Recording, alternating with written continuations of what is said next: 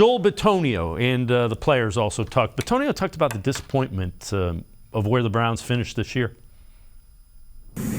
It's disappointing. It's hard for me to explain. It sounds like an excuse, but the NFL is such a close game business. You know what I mean? Every game's meant to be close. If you look back on the season, like, there's 4 games, 5 games that you're like, even if we flip 2 or 3 of those, it's like we're sitting at 10 wins and you're in the playoffs. And that's something to think back on, but you have to figure out why you aren't executing in those moments.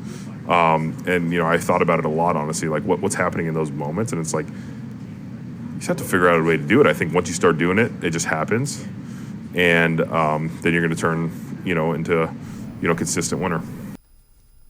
Yeah, and Jeff, I get where he's going with it, but every team can say that. That's what the NFL is. Sure. Oh, there's no question about it. And I think for Joel, it's probably, you know, it's definitely a level of frustration from lack of team success. You know, he had that relationship, of course, with Joe Thomas, and, you know, watching Joe, you know, leave at the end when it was over for him, and knowing Joe never got a taste of anything. I mean, at least Joel, who did miss the playoff game where the Browns beat the Steelers, but did play in the one against the Chiefs. You know, this is what you want. You know what I'm saying? And, you know, everybody, you go into camp every year, and, you know, any NFL team, they'll all tell you the same thing. They think this is our year. We have a shot.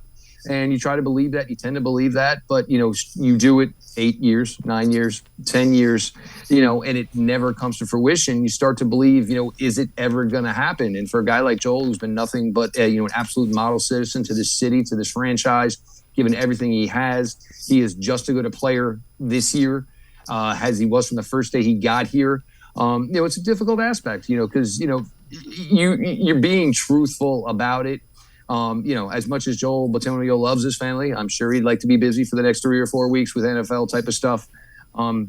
He just, you know, I think he kind of says, and Joel Bitonio kind of feels like a lot of fans do, you know, heck, even if it was just a Super Bowl appearance, you know, maybe a lot of people would just sign up for that. It's just really, really tough that you sit here almost every January and, you know, try to say, well, next year. Well, and eventually, you know, it doesn't really hold much weight to it.